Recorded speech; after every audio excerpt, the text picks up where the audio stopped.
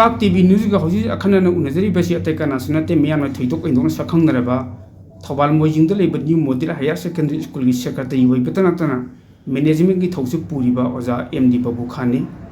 ओजाबु Ahaan ममुक्तदा इपाक TV news को उननबगी तंजा अमा पिबिरपगी दमक्ता ngамखै लेत्रन थगत फोंदोसै thank you ओजादै खंगदनिंगबसी हौजिकसि मणिपुरदा चिंगदनबु खरा फग्रे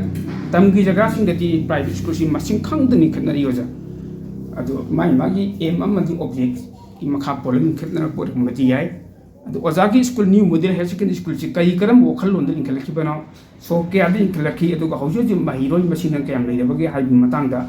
मियाम गि वखलोसिंग ओइना बोफम खितंग थमबि ओजाना थैंक यू पाक टीवी बो स्कूल सिगी मरमदा खरा खंगजगे हाइना ngasi लाक्चरिबसे आइगी तरफतगी यामना थगत फोंदोकजरी new modern higher secondary school हाइबनी हौजी new modern higher secondary school असी अहानबदा क्लास 10 फौ लेरिंगै मतमदा अखोय यामना सांगबा अरिबा स्कूल अमनी चाही यांखै मुक्की ममांग चाही यांखै मुक सुजलाबरा हौजी फौदा हाइरिबा स्कूल असी अखोयगी अहलमन आइगी पा मिंगोइना पल्लबदा हौजिक लेखिद्रे अब्दुरफ टेम्बा मयामना टेम्बा हाइरगा खंगनबा महांगने स्कूल सि यामना सांगना स्कूल सिबु क्लास मथंग हकलक्तुना क्लास 10 फु बोर्ड के एग्जाम असि यामना कुइरे थौबाल मनुंगदा ख्वाइदगी अरिबा स्कूल अमा हाइरगदी न्यू मॉडर्न इंग्लिश स्कूल ना हाइबियाई अदुगी मतुंगदा अखोय सेकेंडरी हकल इसिदी अखोय चाही अनि हंदक अहुम सुगदौरिबने अखोयना परीक्षा थादौरिबसी 22 दा अखोय रिकॉग्नाइज फंगागा 20 हाइरिबा 11 गी अंगांग सिंगसिना 24 योरपदा 12 लोइबदा 24 दा अखोय 12 की अंगांग सिंग थाई अहानबदा अंगांग यांखै माथोय खक थाई अखोय हाइरिबा अंगांग सिंगदो लोइनमक पास तौखी अवांगबा अंगांग 10 मुक 80% की मथक्ता यावी अदुगी मतुंगदा हौखिबदा 25 दा अंगांग चामगा मापन मुक थाबदा अखोय लोइना पास तौदना परसेंटेज यामना वांगबा अंगांग सिंग 80 की मथक अदगी 70 की मथक 60 की मथक अयाम्बा अंगांग सिंग ओइखी अदु न्यू मॉडर्न सी असेंबदी अखोयगी अहन्ना लाइरिंगैदा यामना डेवलपमेंट ओइरमबा खुलसिगी अमखक्ता ngairaba थौबाल मनुंगदा ममिंग चटलबा स्कूल अमा ओइरमी अदुबो मतम खरा गी मतुंगदा खुनसिदा स्कूल प्राइवेट स्कूल मयाम अमा लिंखलपदगी अनक अनकपदा खुलदी यामना चावबा खुल नचदी मी यामना छात्र यामना थोपा खुल अचौबा हाइबदु नत्ती अदुबो स्कूल सिंगदु हौजिक मथंग मुतखिबा स्कूल खरा अमक अमा लिंखतपा अमक अमा मुतखिबा अदुमाइन लाइपदगी स्कूल सिदी चाही यांखै मुक लेंगदना छात्र सिंगना थाजबा गी मखादा guardian सिंगना थाजबना ngasisu adum leptuna leiri hojik shu hanagi school private school ne na mut khraba matung da su school dia hojik ekhoi gi khunjida oiribo oja sing ayamba oja khuding maksi ekhoi school likhat pagi paisa tan bagi maikai da chatpa ngasai hangjakhri do paisa tan bagi lambi rom da school jisu lambi amrum da oina chatli haina चतब नत्ते मसे अचुंबने असेंबदी मदुबो ngasi छात्र सिंग guardian सिंग से अपंग नत्तबनिने मखोइना दुम खंगी ngasi सु school मयाम अमा खुनसिदा अदगी ताइनब खुनसिंगदा लेरगसु school सिदा हजिकसु छात्र class 10 फौदा अंगांग लिसिंग अमा चनी मुक लै अदुगा 11 12 ता अंगांग चामगी मथक्ता चामगा कुंथ्रा चामगा मापन सुमाइना लै अंगांग चनी यांखै मुक अदुम अखोय 12 ता लै अखोयगी अहन सिंगना खुनसिदा पिरंबा एजुकेशन आइगी इपाना खलंबसी खुनसी लारिक हेंदब यादे अदुना डॉक्टर इंजीनियर MCS IAS पुथोक्तबै यादे हाइना तौरम्बनी मतमदुदा पुथोअमी ngasi phau मोइजिंग खुंदा अमसुंग काइबुंगदा लेरिबा डॉक्टर इंजीनियर कॉलेज लेक्चर ओजा सिंह खुदिंगमक्सी हाइरिबा स्कूल सिदगी 99% हौखिबंगा तनी अदुगी मतुंगदा 2022 दा आइना कोविड सु यामना कल्लिंगै मतमदुदा आइना plan Tawi अंगांगसिंग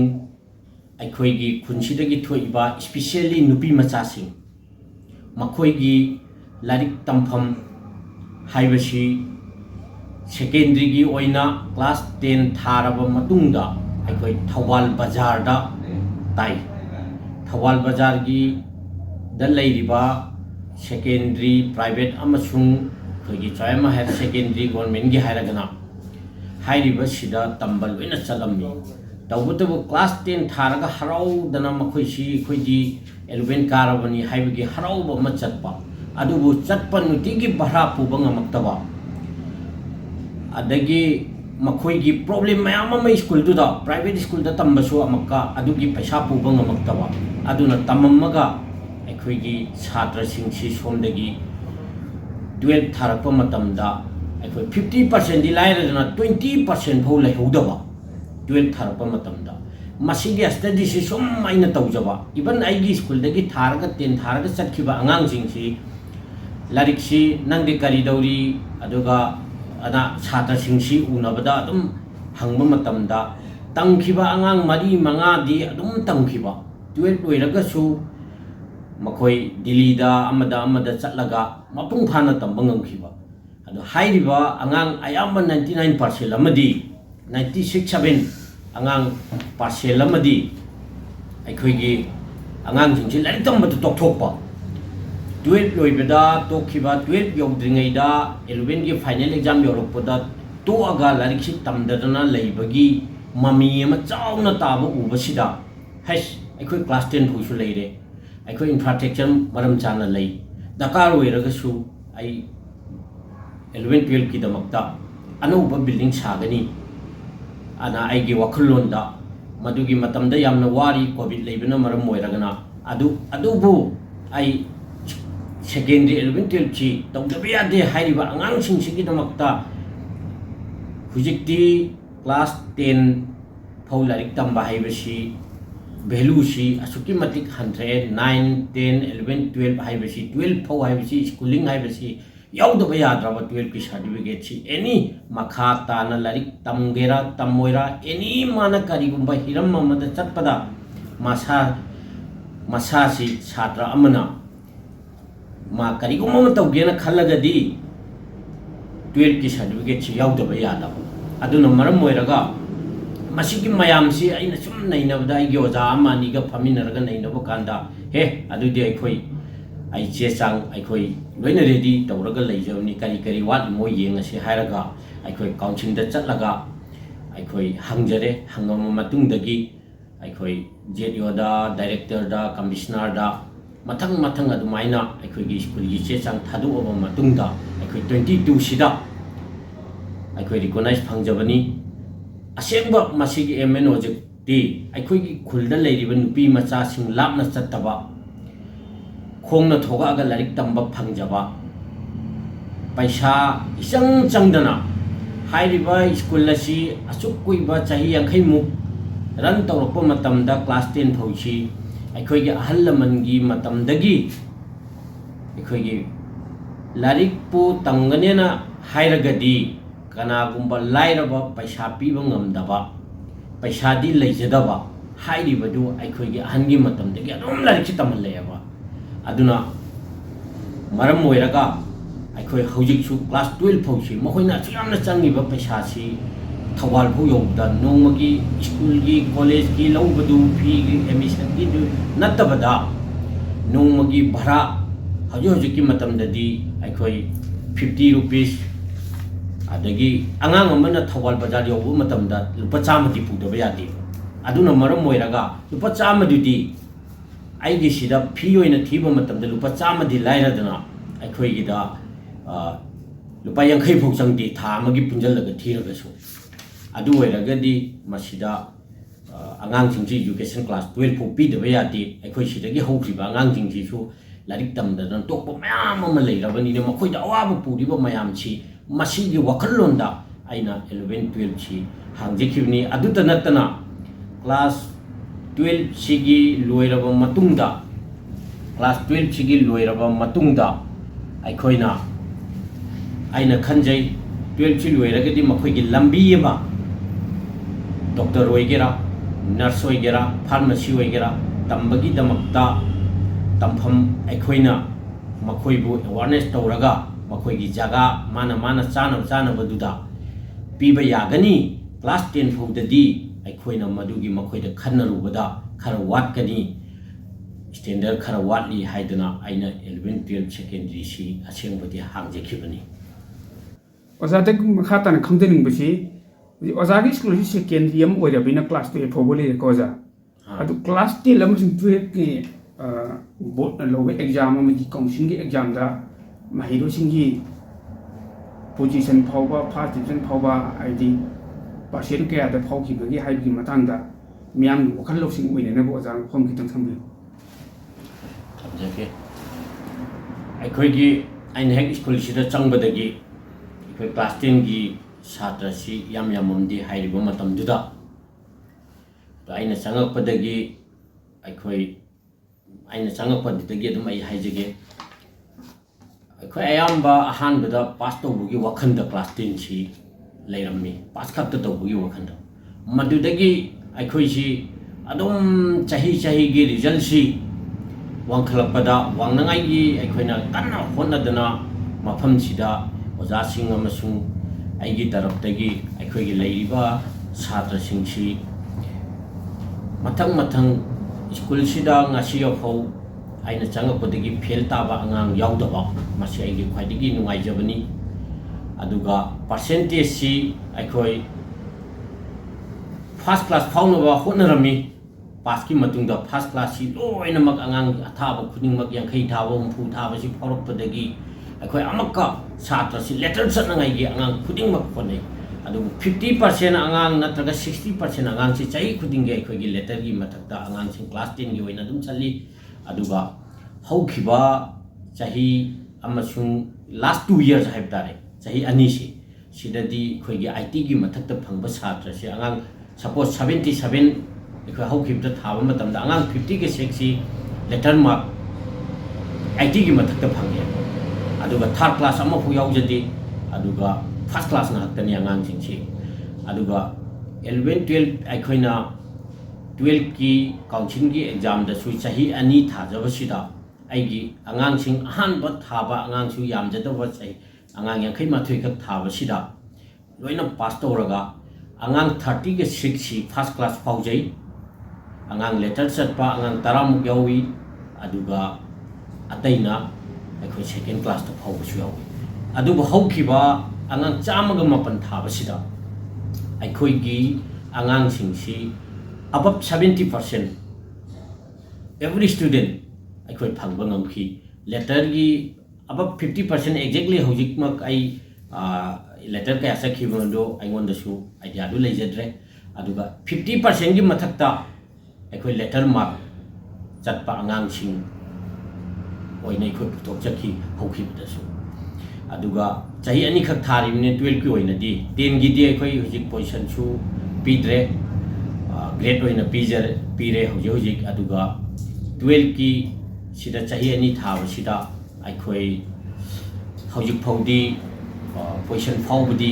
ngamjadri aduga yamna nakna position gi manak yaubudi yaure akhoi handak ki sahi sida suthoi soidana akhoi position lama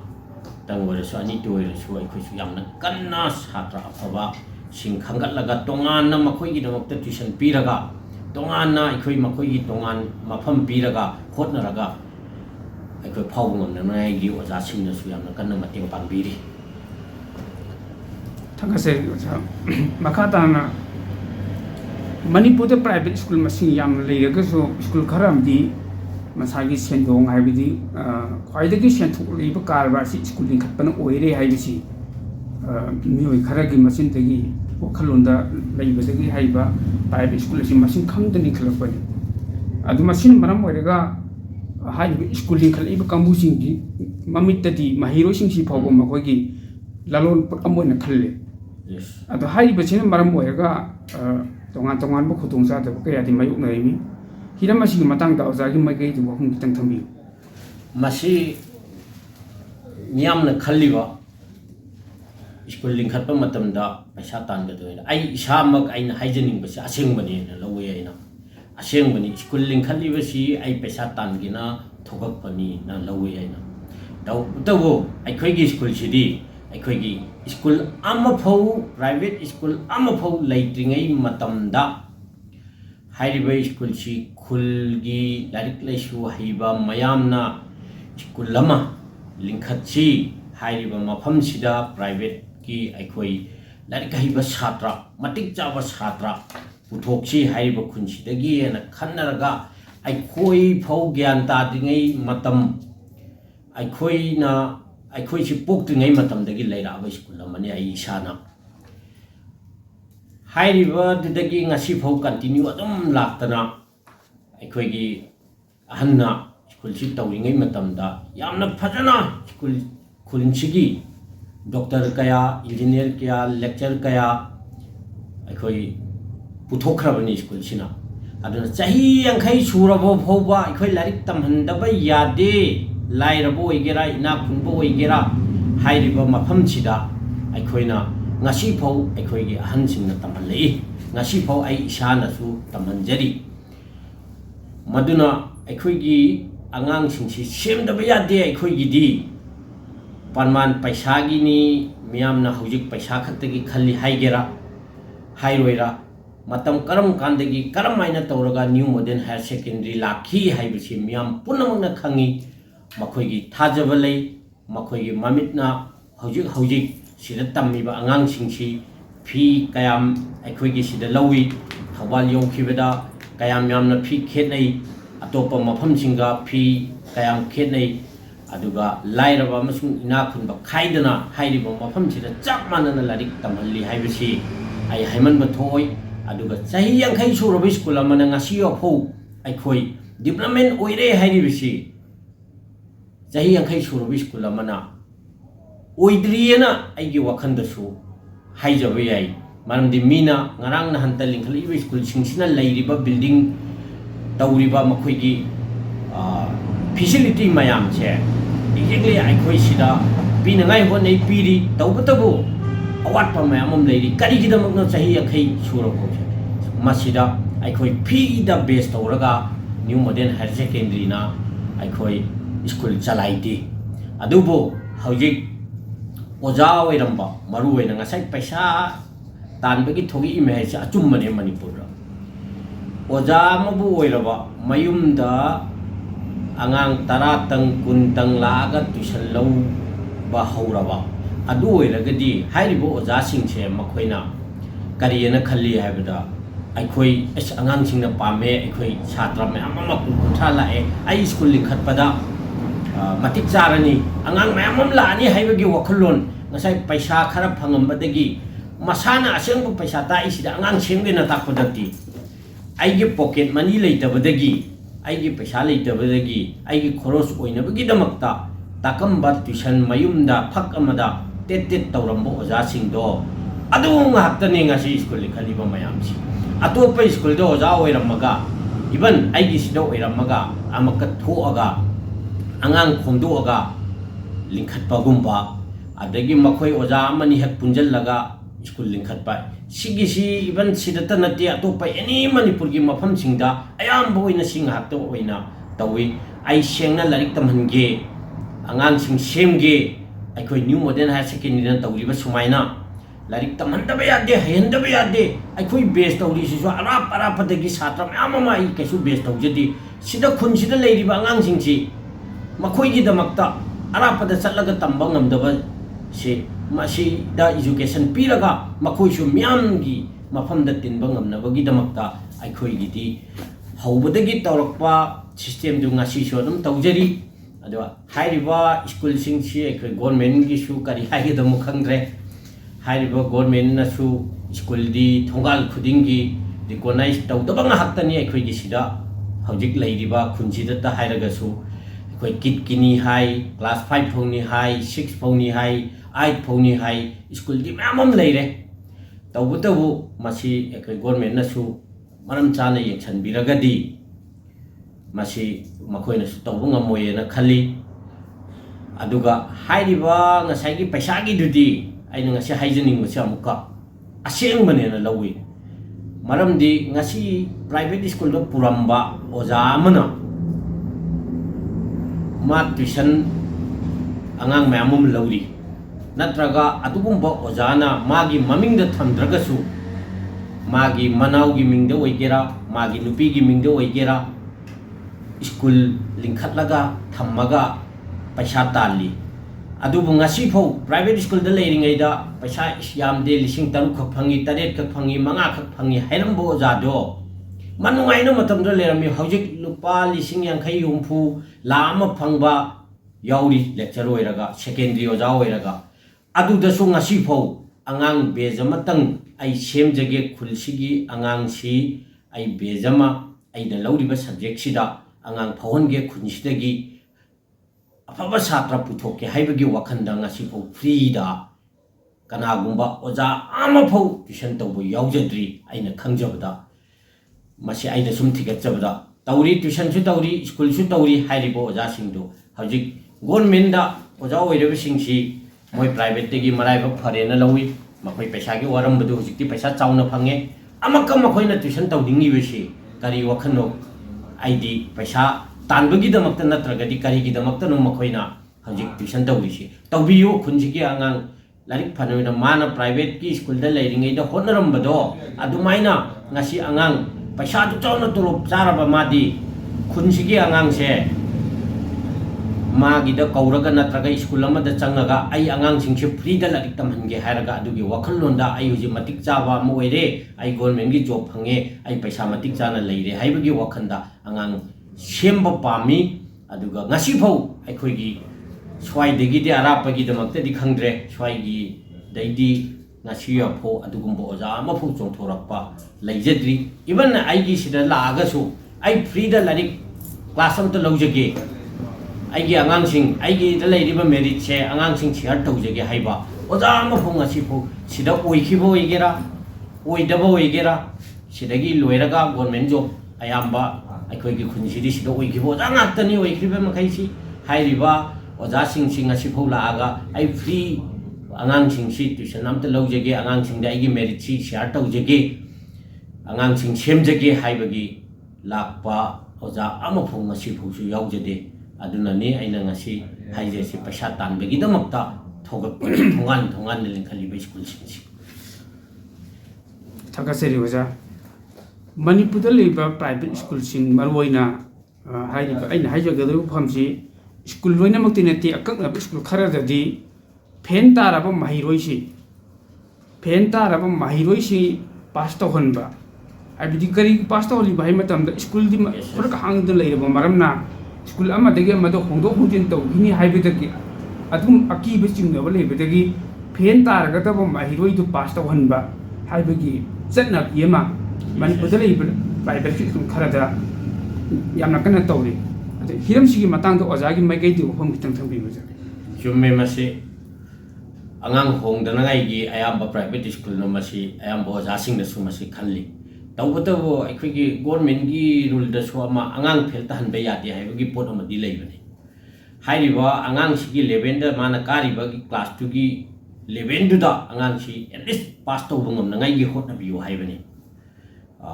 अखोइगी art अनौबा NEP दसु अदुम मसी स्कूल सिंगना अयाम्बा आंगांग सिंगदी पास तौनगाइगी अदुम होनै मसीगी मरक्ता आंगांग अमा अनि अदुम तारकपा यावबा सिंगसी मसी हाइरिबा गार्जियन सिंगना अखोइगी ओइनदी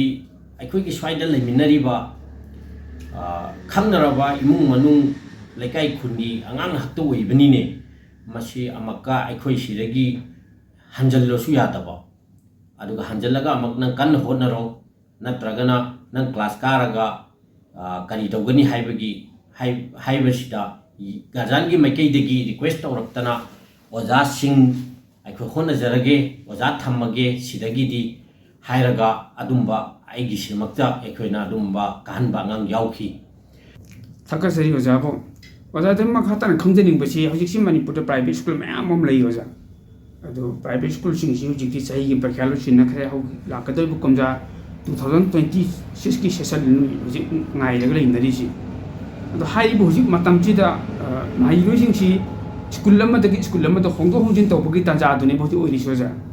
ꯑꯗꯣ ꯑꯣꯖꯥꯒꯤ ꯁ꯭ꯀꯨꯜꯗ ꯆꯪꯂꯛꯀꯗꯕ ꯑꯅꯧꯕ ꯃꯍꯩꯔꯣꯏꯁꯤꯡꯗ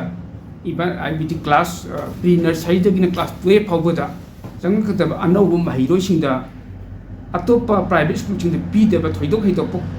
ꯈꯨꯗꯣꯡꯆꯥꯕ ꯀꯩ ꯄꯤꯒꯗꯕ ꯂꯩꯕꯒꯦ ꯍꯥꯏꯕꯒꯤ ꯃꯇꯥꯡꯗ ꯑꯣꯖꯥꯅ ꯋꯥꯐꯝ ꯈꯤꯇꯪ ꯊꯝꯕꯤꯌꯨ ꯃꯁꯤꯗꯤ ꯍꯥꯏꯔꯗꯤ ꯑꯩꯈꯣꯏ ꯁ꯭ꯀꯨꯜꯒꯤꯗꯤ ꯌꯥꯝꯈ꯭ꯔꯦ ꯑꯗꯨ ꯃꯔꯨꯑꯣꯏꯕ ꯈꯔ ꯑꯗꯨꯝ ꯄꯟꯖꯒꯦ ꯍꯥꯟꯅꯗꯒꯤ ꯑꯗꯨꯝ ꯇꯧꯔꯒ ꯂꯥꯛꯄꯁꯤꯡꯗꯣ ꯑꯗꯨꯒ ꯍꯟꯗꯛꯀꯤ ꯆꯍꯤꯒꯤ ꯑꯅꯧꯕꯁꯨ ꯑꯗꯨꯝ ꯃꯌꯥꯝ ꯈꯪꯕꯁꯨ ꯈꯪꯗꯕꯁꯨ ꯒꯥꯔꯖꯤꯌꯥꯟꯁꯤꯡꯁꯦ ꯑꯌꯥꯝꯕ ꯑꯩꯈꯣꯏꯒꯤꯁꯤꯗ ꯃꯤꯡ ꯍꯦꯛ ꯆꯟꯕ ꯂꯥꯛꯄ ꯀꯥꯟꯗꯗꯤ ꯍꯦꯛ ꯍꯪꯉꯒ ꯍꯩꯔꯝꯕ ꯑꯗꯨꯒꯤ ꯃꯇꯨꯡꯗꯤ ꯍꯦꯛ ꯀꯥꯎꯈꯤꯕꯅ ꯑꯌꯥꯝꯕꯅꯤ ꯑꯗꯣ ꯑꯩ ꯑꯃꯨꯛ ꯍꯪꯒꯠꯂꯒ ꯍꯥꯏꯖꯒꯦ ꯑꯩꯈꯣꯏꯒꯤ ꯁ꯭ꯀꯨꯜꯒꯤ ꯑꯣꯏꯅ ꯑꯉꯥꯡ ꯈꯣꯝꯕ ꯈꯣꯠꯄꯒꯤ ꯊꯕꯛꯇꯤ ꯊꯣꯏꯅ ꯅ꯭ꯌꯨ ꯃꯣꯗꯦꯜꯒꯤ ꯑꯣꯏꯅꯗꯤ ꯇꯧꯖꯗ꯭ꯔꯦ ꯑꯩꯈꯣꯏ ꯃꯔꯝꯗꯤ ꯃꯌꯥꯝꯅ ꯈꯪꯉꯒ ꯂꯩꯔꯕ ꯁ꯭ꯀꯨꯜ ꯑꯃꯅꯤ ꯃꯌꯥꯝꯅ ꯀꯔꯝꯍꯥꯏꯅ ꯆꯂꯥꯏ ꯍꯥꯟꯅꯗꯒꯤ ꯑꯁꯨꯛ ꯀꯨꯏꯔꯕ ꯁ꯭ꯀꯨꯜ ꯑꯃ ꯀꯔꯝꯍꯥꯏꯅ ꯑꯩꯈꯣꯏ ꯃꯈꯣꯏꯕꯨ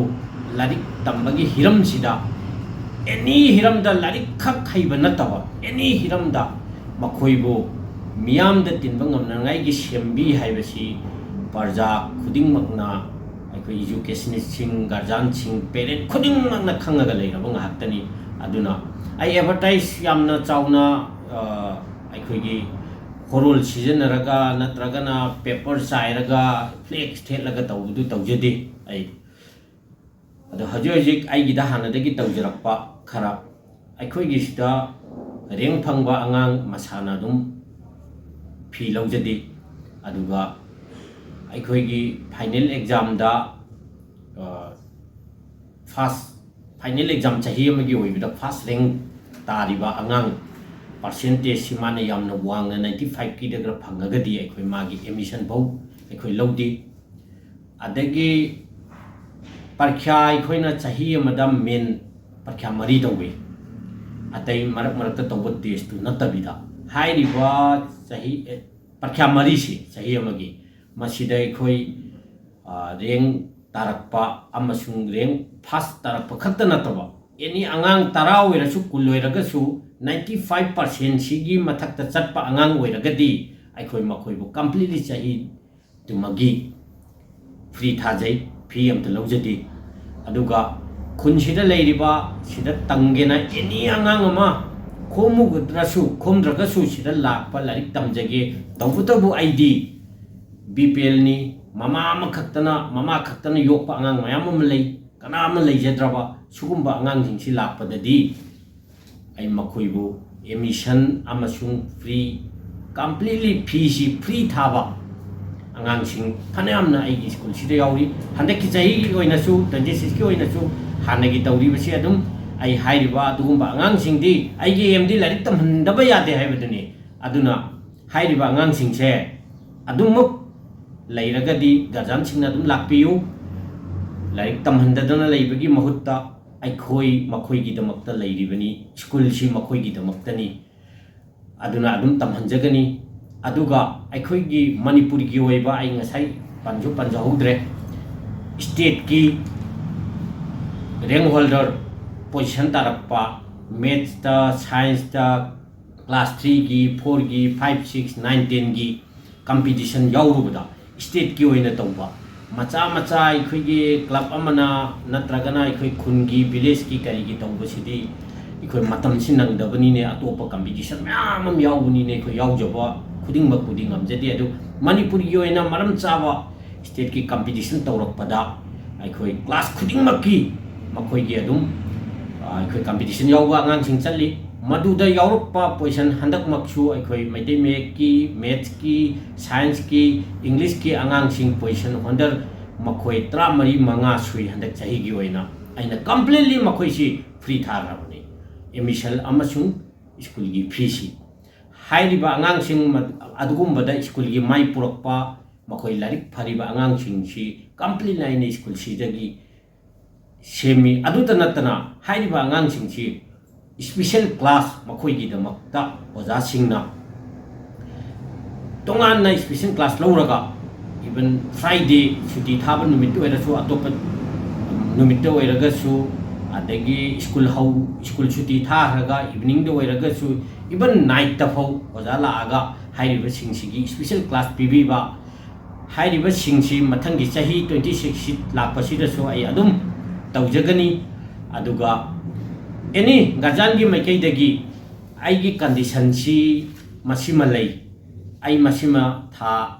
पीजबंगमी अदुगा मसिमा ओजाने यंगबिरो हाइबा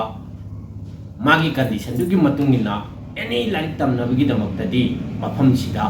आइना दुम वेलकम तौजै अदुगा खुल अतोपदगी आइगी सिदा आइना थोइदोना खोमुद्रगसु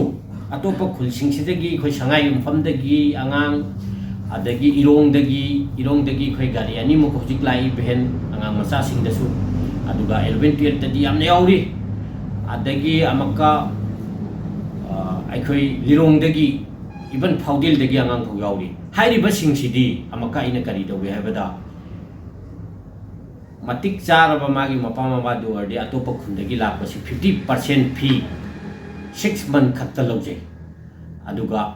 इवन अदुदसु मिंग खत्ता चलहलगा तमनबसु याउजरी हाइरिबा सिंगसि मागी कंडीशन दुगी मतुंगिना आई लाकदौरिबा 26 सेक्शन होबसिदा आई अदुम मखोइगी दमक्ता हाइरिबा 26 सिदासु अदुम तौजगनी अदुगा स्कूल सिदा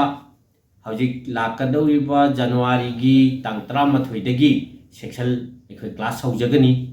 परीक्षा सु एखोइ तांग 3 ता लोइखिबता ngairi aduga tang 10 da December gi 20 da ko haidok chagani aduga larik su school da dum phangjare फिरोल सु स्कूल की मयादा अखोई टेलर मसागी लेजरे गार्जन सिंह हाना तमंबा अमसुंग अनौब तंगदब सिंह फॉर्म लौनखिबा सिंह लौगदब लेबा खुदिंगमकना लागा फॉर्म सु लौबियु अदुगा लौखिबा सिंगनसु फी दुबीबा अमसुंग लारिक लेबीबा अहानबा नुमितगी क्लास सी हौबदे याउनंगाइगी दमक्ता गार्जन सिंहना आंगांग स्कूल थाबिरौ हाइजरी handicap oiraba mahiroi oinadi oja kai khudongchaba leibage handicap oiraba mahiroi gi damakta aigi school da completely ma free thajai adu natana free admission yauna admission amasung school gi free thajai aikha hojikti hairiba handicap oibasi certificate ama recognize tawjarabani aikhi department gi health department gi makai degi मधुगी certificate तिसु अखोइने यामना दरकार ओइबे school दा थाजन बिरागा अमसुंग अखोइ इसाना खंगजरबा आइगी स्वाइदिगी लेकाइगी खुनगी दुदी अदुम ए सिदि like तमनगदमि हायरागा सुगुम बांगांग सिंगसि असेंगबदी like तमगंदेबा अखोइगी स्वाइदा अदु तमनमाइगी दमक्ता आइना गाजान दा हायरागा फो स्कूल सिदा लाखलगा आई अदुम माबु तोंगाना ओजा सिंगदसु इन्फॉर्म तौरगा क्लास ता मयांगो मानदबा निने हायरगा ओजा सिंगनसु मखोइबु यामना लुना तौबिरगा मखोइगी दमक्ता फ्री लोइना थाजै अदुगा अखोइगी handicap की दमक्ता स्कॉलरशिप हाइबसु लेबनि स्कूल सिना मागी सर्टिफिकेट तुगु पाइरगदी स्कूल दगी सर्टिफिकेट मा तम्मी हाइबगी रीडिंग सर्टिफिकेट दकार ओइबु खुदिंगमक मदुसु अखोइ पिरगा मागी फंगफम थोपो गवर्नमेंट की माइकै दगी अदुसु अदुम स्कूल की माइकै दगी अखोइ तौजै याम नुंगाइ ओजा ओजागी स्कूल दा पीरिबा तोंगान अचौब खुदोंजाबा कया सिन मरम ओइरगा सुक्सोइ सोइदना ओजा हंदक अनुबा महिरोइ खरि याम तंगसलकनी हाइबगी थाजबा लै लोइना ओजागी स्कूल सिसु मणिपुरदा यामना यूनिक ओइबा टॉप टॉपा स्कूल लम ओइरकनी हाइबगी अचौब थाजबसु लै ओजादा तसेंग मखाताना ओजादगी कोइन खंतेनिंगबसि हाइरिबा ओजागी स्कूल सिगो ओइना अनौब ओजा स्टाफ इक्विपमेंट तौगदब लेबा हाइबगी मतंग फम गितंग थंबि स्टाफ से आइगिदि सुमाइना तौजैये हौजे हौजिक चाही अमगी स्टाफ से लौबदा करिगुम्बा तोकनिंगबो ओजा अमा यावरगदी अखोइना फाइनल एग्जाम गी ममांगदा एप्लीकेशन अमा 25 ने हौजिक लोइदोरे मासी 26 ता करिगुम्बा मागी खुदोंचादबा अमा लेरबा मा तोकचगे हाइरगदी अखोइना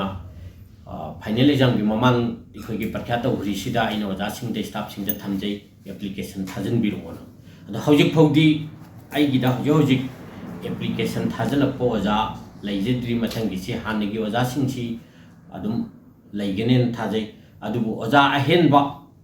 मैथ्स अमसुंग मैतै मयेकी ओजा आई हौजिक अनौबा अमानितंग येंजरी मसी अखोई ओजासिंगी ओइनिंगबा ओजासिंगना चे थाजनबिरो हाइदना चे थाजलए हाना अदुगा सेक्शन हौबा मतुंगदा अखोइना मखोइबु सिदा कौगनी कौरगा मखोइगी इंट्रांस इंटरव्यू नत्रगा क्लास डेमोन्स्ट्रेशन अदु तौरबा मतुंगदा अखोइना मखोइबु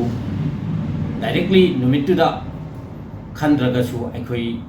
मखोइबु अखोइना सेरियल नाइना सिदा ओजासिंगी फवदुगी मतुंगिना थम्मगा अखोइगी करिगुंबा तंगाई फददना अना येक्तगी तोखिबा यावरगसु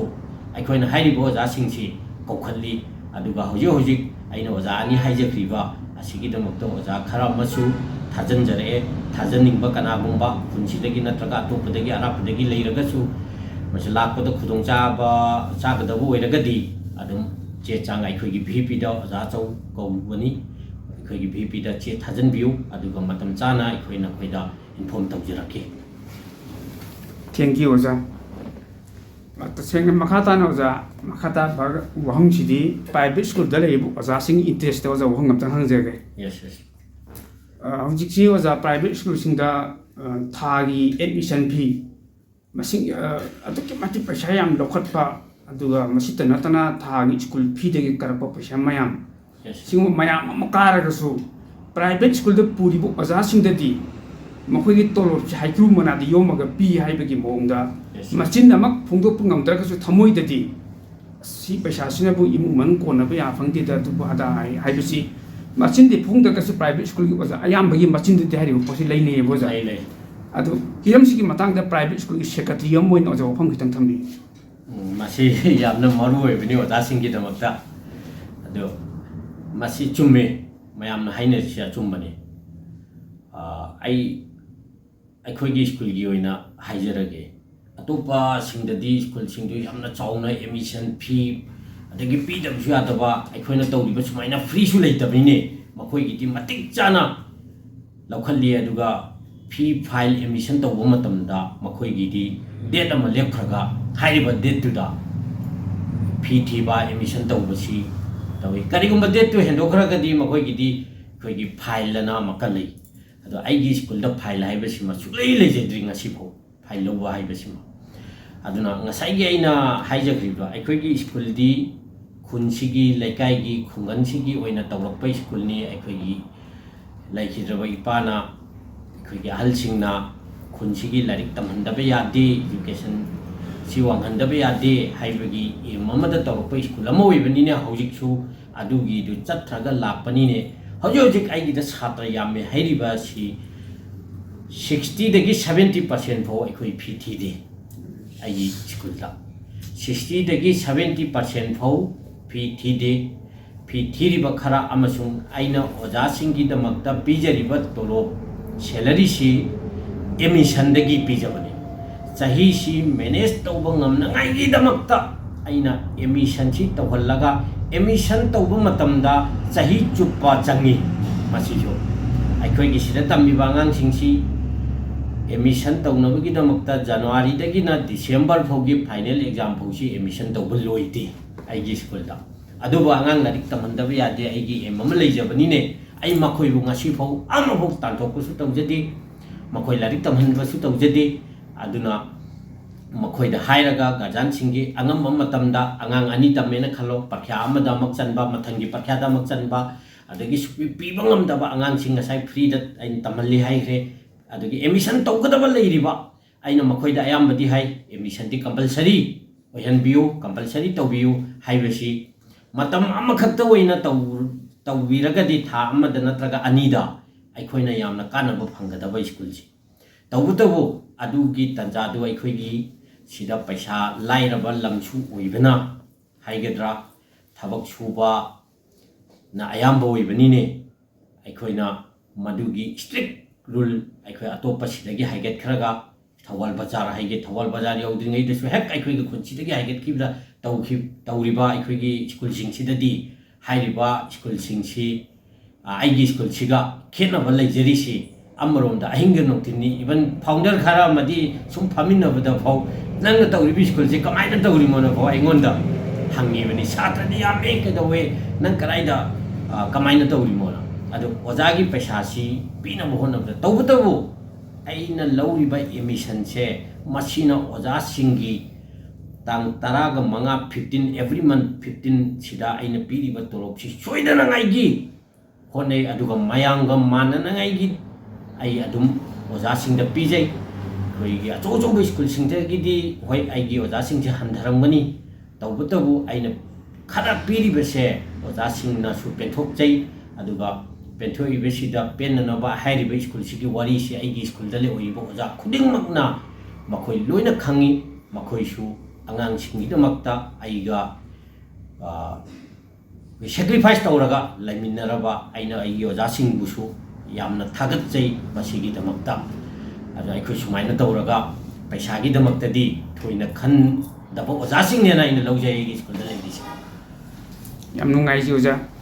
ꯑꯣꯖꯥꯒꯤ ꯃꯐꯝꯗ ꯏꯄꯥꯛ ꯇꯤꯚꯤ ꯅ꯭ꯌꯨꯁꯅ ꯑꯈꯟꯅꯅ ꯎꯅꯕꯒꯤ ꯇꯟꯖꯥ ꯑꯃ ꯂꯧꯕꯤꯕꯁꯤꯗ ꯑꯣꯖꯥꯒꯤ ꯊꯃꯣꯏꯗ ꯀꯔꯤ ꯐꯤꯜ ꯐꯥꯎꯕꯒꯦ ꯍꯥꯏꯕꯗꯨ ꯑꯣꯖꯥ ꯃꯤꯅꯤꯠ ꯑꯃꯨꯛꯇ ꯃꯇꯦꯛ ꯑꯃꯇꯪ ꯇꯝꯕꯤꯔꯝꯃꯨ ꯏꯄꯥꯛ ꯇꯤꯚꯤꯕꯨ ꯌꯥꯝꯅ ꯊꯥꯒꯠꯆꯔꯤ ꯑꯍꯥꯟꯕꯗ ꯃꯁꯤ ꯌꯥꯝꯅ ꯅꯨꯡꯉꯥꯏꯕ ꯉꯁꯤ ꯌꯥꯝꯅ ꯅꯨꯡꯉꯥꯏꯕ ꯑꯃꯅꯤ ꯁꯤꯒꯨꯝꯕꯁꯤ ꯑꯩꯈꯣꯏꯒꯤ ꯁꯨꯃꯥꯏꯅ ꯔꯨꯔꯦꯜ ꯑꯦꯔꯤꯌꯥꯗ ꯂꯩꯕ ꯁ꯭ꯀꯨꯜꯁꯤꯡ ꯔꯨꯔꯦꯜ ꯑꯦꯔꯤꯌꯥꯗ ꯀꯔꯤ ꯇꯧꯔꯤ ꯍꯥꯏꯕꯁꯤ ꯑꯩ ꯑꯦꯛꯖꯥꯝꯄꯜ ꯑꯃꯈꯛꯇ ꯄꯤꯖꯒꯦ ꯉꯁꯤꯗꯒꯤ 10 daysꯃꯨꯛ ꯂꯩꯔꯤꯉꯩꯗ ꯗ꯭ꯔꯒꯀꯤ ꯀꯦꯝꯄꯦꯟ ꯆꯠꯄꯒꯤꯗꯃꯛꯇ ꯏꯝꯐꯥꯜ ꯎꯔꯤꯄꯣꯛ ꯁꯒꯣꯜꯕꯜꯗꯒꯤ ꯑꯉꯥꯡ 2-3 ꯂꯥꯛꯑꯒ ꯑꯩꯈꯣꯏꯒꯤꯁꯤꯗ ꯄꯩꯁꯥ ꯀꯥꯏꯕ ꯂꯥꯛꯏ ꯍꯥꯏꯔꯤꯕꯁꯤ ꯑꯩꯈꯣꯏꯒꯤꯁꯤꯗ ꯑꯩꯈꯣꯏ ꯏꯁꯥꯃꯛ ꯗ꯭ꯔꯒꯀꯤ ꯀꯦꯝꯄꯦꯟꯁꯤ ꯈꯨꯠꯁꯤꯗ ꯑꯁꯨꯛꯀꯤ ꯃꯇꯤꯛ ꯆꯥꯎꯅ ꯔꯣꯜ ꯑꯃ ꯂꯧꯖꯔꯤꯑꯕ ꯁ꯭ꯀꯨꯜꯁꯤꯅꯁꯨ ꯂꯧꯖꯔꯤ ꯑꯩꯒꯤ ꯑꯉꯥꯡꯁꯤꯡꯒꯤꯁꯤꯁꯨ ꯃꯁꯤ ꯌꯥꯝꯅ ꯀꯟꯅ ꯃꯈꯣꯏꯗ ꯁꯣꯏꯗꯅꯉꯥꯏꯒꯤ ꯃꯁꯤꯒꯤ ꯂꯝꯕꯤꯁꯤꯗ ꯈꯣꯡꯗꯥꯗꯅꯉꯥꯏꯒꯤ ꯌꯥꯝꯅ ꯀꯟꯅ ꯇꯧꯔꯤ ꯑꯗꯨꯕꯨ ꯑꯩꯈꯣꯏꯗꯤ ꯍꯥꯏꯔꯤꯕ ꯁꯤꯒꯤ ꯈꯨꯟꯁꯤꯗꯒꯤ ꯂꯥꯟꯊꯣꯛꯑꯒ ꯑꯃꯐꯥꯎ ꯉꯝꯗꯦꯕ ꯑꯗꯨꯕꯨ ꯁ꯭ꯀꯨꯜ ꯑꯃ ꯇꯧꯔꯝꯃꯤꯅꯦ ꯃꯔꯤ ꯂꯩꯅꯕ ꯄꯣꯠꯅꯤ ꯑꯉꯥꯡꯁꯤꯡꯒꯤ ꯄꯣꯠꯅꯦꯅ ꯈꯨꯟꯁꯤꯗꯁꯨ ꯌꯥꯝꯅ ꯆꯥꯎꯅ ꯑꯆꯧꯕ ꯔꯣꯜ ꯑꯃ ꯑꯩ ꯂꯧꯖꯔꯤꯑꯕ ꯇꯧꯕꯇꯕꯨ ꯑꯩꯈꯣꯏꯒꯤ ꯑꯥꯗꯒꯤ ꯂꯥꯛꯏꯕꯗꯨꯅ ꯄꯩꯁꯥ ꯗꯣꯅꯦꯁꯟꯒꯤꯅꯦꯕ ꯂꯥꯛꯏꯁꯤ ꯑꯩ ꯑꯁꯦꯡꯕ ꯃꯈꯣꯏꯗ ꯑꯗꯨꯝ ꯍꯥꯏꯖꯈꯤꯑꯕ ꯑꯩꯈꯣই ꯁꯤꯒꯤꯁꯤꯗ ꯑꯩꯈꯣꯏꯅ ꯇꯧꯕ ꯃꯇꯝꯗ ꯑꯩꯈꯣꯏꯅ ꯂꯥꯟꯊꯣꯛꯑꯒ ꯀꯅꯥꯒꯨꯝꯕ ꯑꯃꯐꯥꯎ ꯑꯩꯈꯣꯏꯒꯤꯁꯤꯗ ꯃꯇꯦꯡ ꯇꯧꯅꯉꯥꯏꯒꯤ ꯅꯠꯇ꯭ꯔꯒ ꯁꯄꯣꯔꯠ ꯇꯧꯅꯉꯥꯏꯒꯤ ꯂꯩꯖꯗꯦ ꯑꯗꯨꯅ ꯅꯈꯣꯏ ꯋꯥꯔꯧꯒꯅꯨ ꯑꯩꯈꯣꯏ ꯄꯩꯁꯥ ꯍꯥꯞꯄ ꯍꯥꯞꯇꯕ ꯑꯉꯝꯕ ꯍꯥꯞꯄꯛꯑꯕꯁꯨ ꯍꯥꯞꯄꯛꯇ꯭ꯔꯕꯁꯨ ꯍꯥꯏꯔꯒ ꯑꯩ ꯃꯈꯣꯏꯅꯗꯤ ꯅꯨꯡꯉꯥꯏꯈꯤꯗꯦꯕ ꯑꯗꯨꯃꯥꯏꯅ ꯑꯩꯈꯣꯏꯒꯤꯁꯤꯗ ꯍꯧꯖꯤꯛ ꯏꯄꯥꯛ ꯇꯤꯚꯤꯕꯨ ꯁꯨꯃꯥꯏꯅ ꯃꯁꯛ ꯃꯌꯥꯝꯗ ꯈꯪꯅꯉꯥꯏꯒꯤ स्कूल सुमायना रूरल एरिया चलाइरगा आगांसिंग खुनसिगी डॉक्टर इंजीनियर अदगी MCS अदगी लेक्चरना कया पुथोकपा ngasi mayamna khangdriba mayam manipurgi mafamsingda kajinsingda khanghanbagidamakta laibase aina yamna thagatsai atopa aikoigi student organization kaya lakpa matamda ai makhoida dum wari lijai tawbatabu ngasi afau aikoigi school gi damakta wahai phajaba ama phau haibadi ai magi school du sumaina ran tawraga angang sing lai tamhanbani kholanbani sini haibidu khangaga su phongdorakpa leikhide adugumba aikoigi angang sing secondary hangba matamda su aina yamna haraujane atopadagi education singna khalakani aingonda feedback lakani khanjabadu aingonda di yamna watki haraugadrana khanbani adubu masigi si karigino khangdi aisu yamna wali adugumba kharadi aduna ipak tv bu ahanbani masi aigi interview inadi school sigi maramda sumaina channel da media da phongdok chari si ipak tv bu hanna ai thagat chari masigi laman khunba ngamjaroyena laujayena thagatsari wazagi tanglaba matambo ke thokpiduna ipak tv news ga khanana unabaki tanjama pibibagi damakta ipak tv news ki maikei de ojabo khaidei tin thagatpa phongdok chai thank you